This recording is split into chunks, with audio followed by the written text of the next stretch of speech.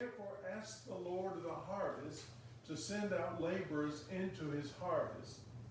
Then Jesus summoned the 12 disciples and gave them authority over unclean spirits to cast them out and to cure every disease and every sickness.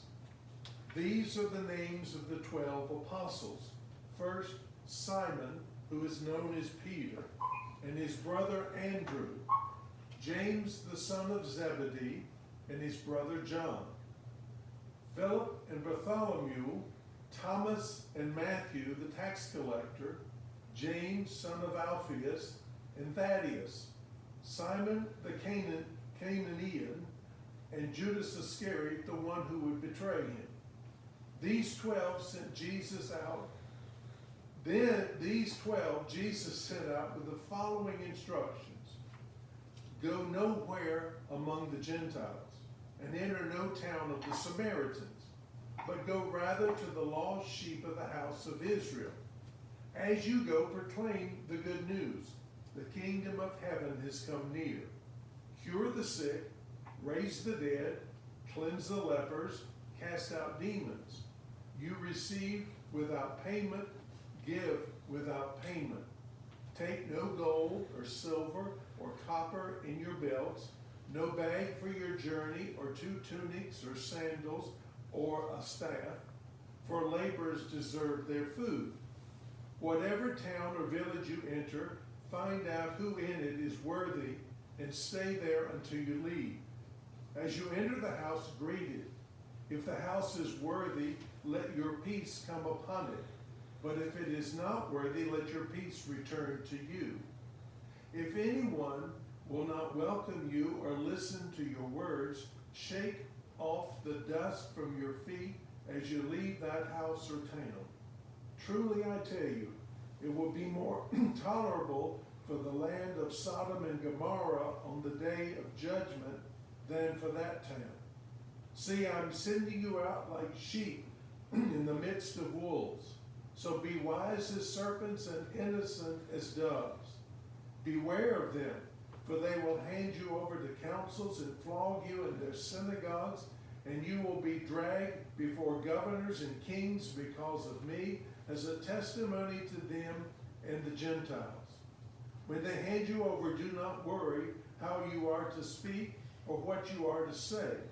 For what you are to say will be given to you at a time, for it is not for you who speak, but the Spirit of your Father speaking through you.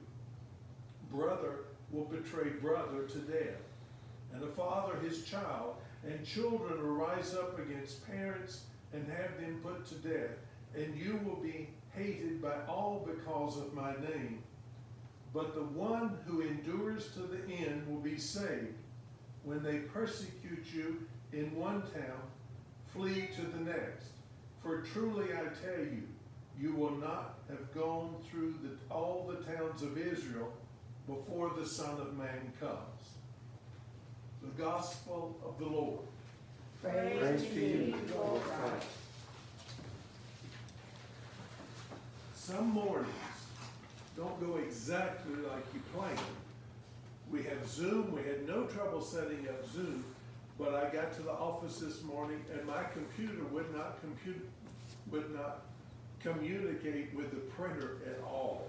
Fortunately, Joan came in and had good ideas, cut everything off, reboot, start again.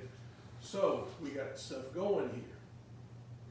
So where do you go to encounter God? Where do you go if you have to make a big decision or think through something? Some people come to church, or if not in a worship service, but come to this location to be here at St. John's. Others in this area will go to a mountaintop or a mountain vista. Others like to go by a body of water, a river, a lake, or an ocean. We found Abraham and Sarah this morning under the oaks of Mamre. Under the oaks of Mamre, we find him. Genesis 17 ended with the covenant God made with Abraham. So chapter 18 begins with Abraham and Sarah in their tents under the oaks of Mamre. Trees have always been important in Christian worship and in spiritual lives. You may have a favorite tree. We have an old maple tree out by a barn on our property that fell down, and that maple tree is glorious.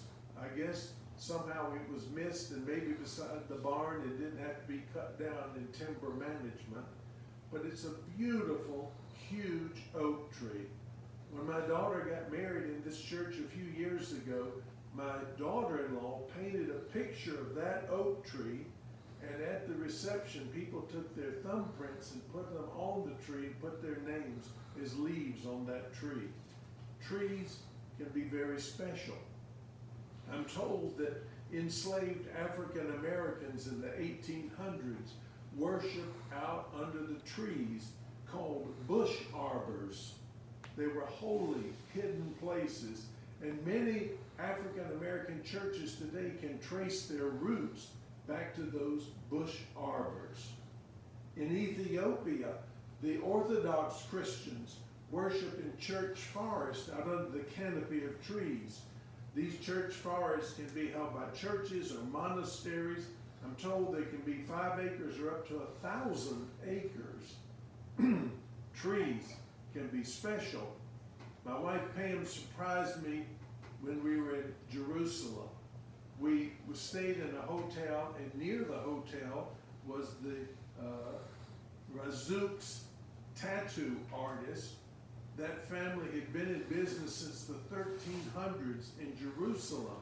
And to my surprise, she got a tattoo of a tree of life right here on her arm. She wanted to know if I was going to, I don't like needles, so I wasn't going to get a tattoo. But at our Moravian Camp and Conference Center up off the parkway near Sparta, we have a section. You hike through the woods, you come into this section, and all of a sudden you're surrounded by huge rhododendrons. We call it the Green Cathedral.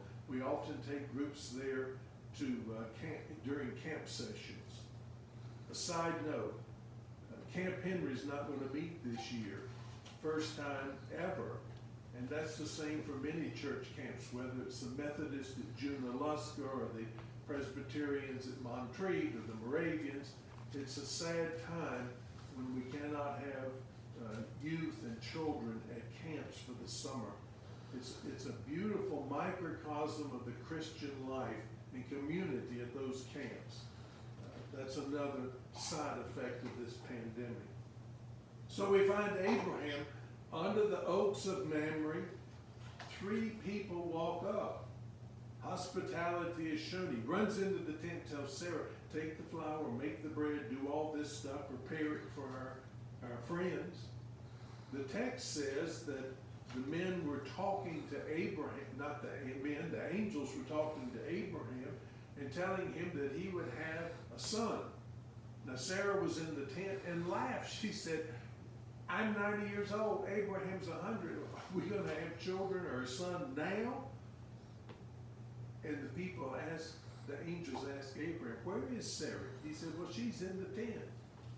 And of course, when they confronted Sarah, oh, I didn't laugh. Oh, yes, you did. Joan read that part beautifully this morning. Oh, yes, you did laugh too. Isaac was born, their son. Isaac means laughter. Abraham and Sarah were without under the tents, not under the tents, out under the oaks of Mamre. And they were having an encounter with God. Where do you go to encounter God? Are there places you think of that you go to encounter God? I know that God can surprise us wherever, through our spouse. And that's hard to believe at times. Or through nature, or through other ways God can surprise us. But is there a place you go to seek an encounter with God? Amen.